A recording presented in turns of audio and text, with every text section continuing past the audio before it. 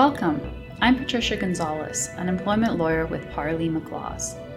Today, I want to talk about a term that many non-lawyers hear, but which few fully understand, and that is wrongful dismissal.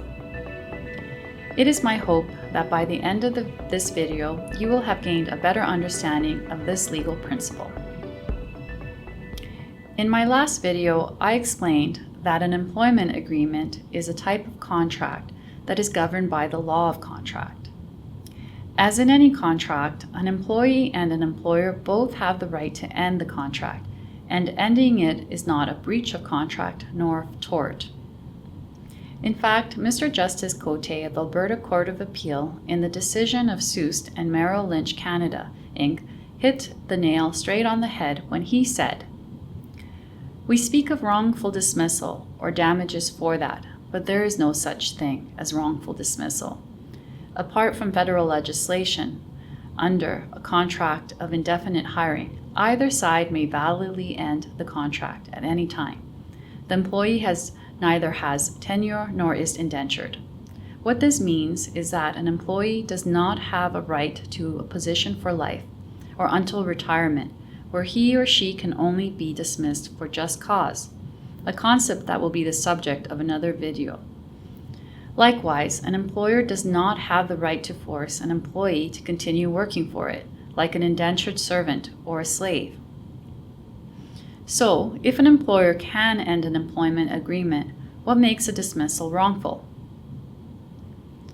Well, the law has developed in such a manner that it is an implied term of each employment agreement that unless there is an express term to the contrary, it is for an indefinite term, meaning that the employment agreement is intended to last for an indefinite period of time, with no specified or foreseeable end to the employment agreement.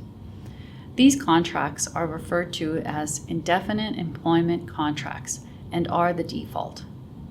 An employee working under an indefinite employment contract can only be terminated without cause as long as he or she is provided with reasonable notice of termination, which means that an employer has an obligation to provide the employee with notice that the employment agreement will come to an end at a certain date.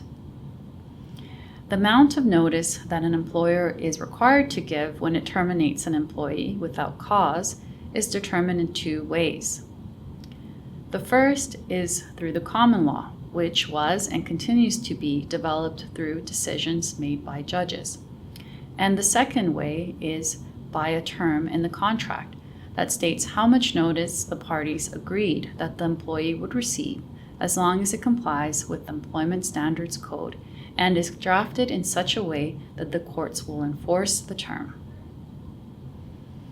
Now, some employment agreements are fixed-term contracts, but I will not be discussing those today, but will cover them in a later video because different rules apply to fixed-term contracts. In summary, an employer commits a wrongful dismissal when it terminates the employment of an employee without cause or without the amount of notice to which the employee is entitled to at common law or by the express terms of the employment agreement. If you are an employer who is considering terminating an employee on a without cause basis, or an employee who has just been terminated on a without cause basis, you should really consider contacting an employment lawyer to ensure that you are either providing or receiving sufficient notice of termination. Until next time, thank you for joining me and learning more about employment law in Alberta.